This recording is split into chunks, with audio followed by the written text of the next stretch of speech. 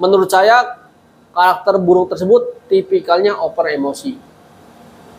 Nah, bagaimana untuk murai batu yang over birahi? Nah, pada saat teman-teman Assalamualaikum warahmatullahi wabarakatuh, teman-teman sahabat Kicau Mania, apa kabar teman-teman? Berjumpa lagi dengan saya atau channel kecil saya Dayat Murai, teman-teman. Channel kecil yang selalu membahas konsisten perawatan murai batu dari nol sampai dengan juara ya. Dan saya hanyalah pemain kecil ya teman. Pemain kecil atau pemain murai kecil ya di Jakarta Pusat yang merawat murai batu ya. Saya rawat sendiri serta saya pelajari dari para senior murai batu dan hasilnya juara teman. Dan mohon maaf ya teman-teman kalau saya ada kekurangannya, saya mohon maaf sekali lagi di channel YouTube ya, karena saya ini masih nervous dengan kamera ya, atau saya juga masih belajar teman untuk membuat konten yang banyak kekurangannya seperti ini.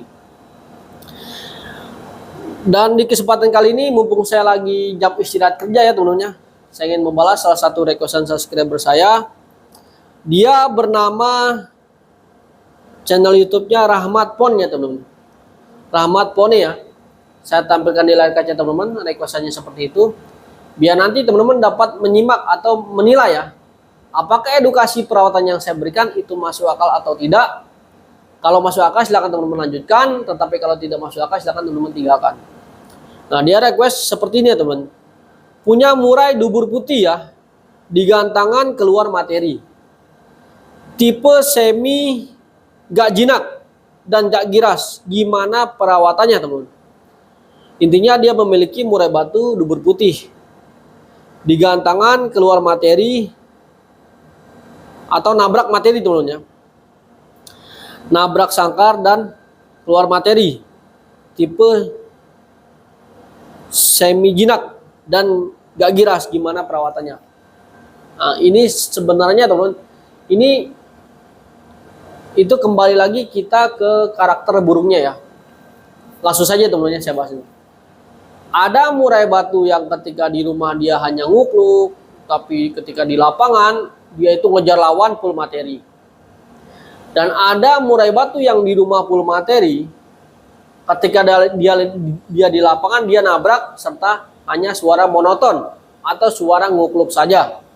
Ya, karena ini akan selalu kita temui ya di setiap murai batu yang kita miliki. Ya. Jadi kita pahami dulu teman-teman. Apakah murai batu teman-teman ketika di lapangannya dia nampar full materi? Kalau nampar full materi berarti burung tersebut over emosi. Nah, rata-rata untuk murai batu yang over emosi biasanya dia karakternya giras teman-teman. Dia di rumah gacor ya, bongkar-bongkar materi. Nah, di lapangan gacor, tetapi ketika kita gantang, dia gacor dan seperti menerkam serta bongkar materi. Itu menurut saya karakter burung tersebut tipikalnya over emosi. Nah, bagaimana untuk murai batu yang over birahi? Nah, pada saat teman-teman melombakan murai batu teman-temannya, dia digantang, dia nabrak, nggak bongkar materi, dan sesekali dia kerja seperti ngukluk ya, atau suara monoton, menurut saya burung tersebut birahi, serta kekurangan tenaga dan kekurangan emosi. Nah, teman-teman. Jadi kita harus secara seksama atau secara teliti ya melihat burung tersebut. Nah, perawatan untuk murai batu yang over emosi, kalau di versi saya teman-teman, pada murai batu yang over emosi yang pertama ya, biasanya saya jemurnya nggak terlalu lama teman. Jemurnya nggak terlalu lama dan jangkriknya juga nggak kenceng atau nggak tinggi ya. Tapi saya main kroto teman-teman. Kenapa saya katakan saya main kroto? Pada murai batu yang over emosi itu kan membutuhkan stamina serta untuk mendinginkan suhu badan dia teman-teman. Nah, kroto ini kan sifatnya dingin ya, serta meningkatkan stamina pada murai batu. Dan jangkrik itu fungsinya untuk tenaga atau power. Tetapi kalau kita berikan jangkrik banyak pada murai batu yang over emosi tersebut, yang ada dia tambah emosi. Saran saya jangkriknya jangan terlalu banyak ya pada murai batu yang over emosi. Dan sebelum main biasanya pada murai batu yang over emosi, Itu saya mandinya H-1 teman-teman.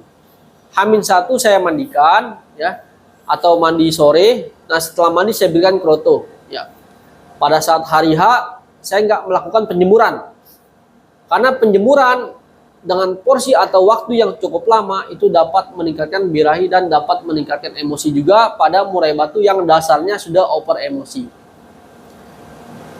Dan ketika di lapangan, biasanya murai batu yang over emosi dia cepat sekali mangap teman.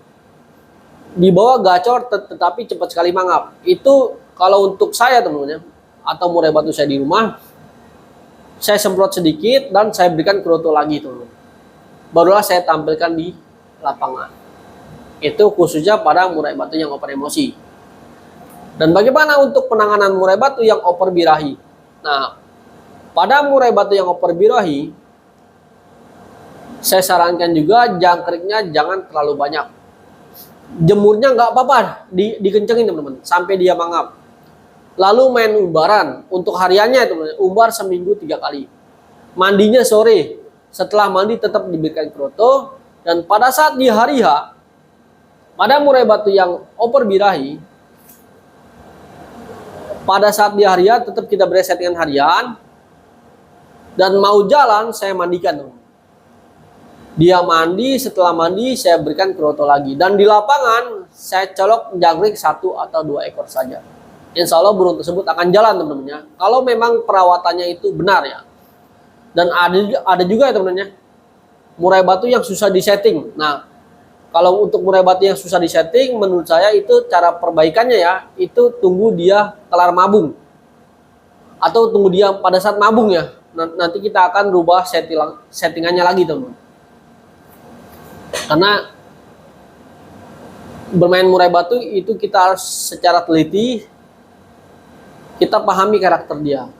Apakah dia karakternya over emosi, apakah karakternya over birahi. Seperti itu teman. Dan saya selalu ingatkan lagi kepada teman-teman ya, murai batu ada 2 karakter, karakter jinak dan karakter giras.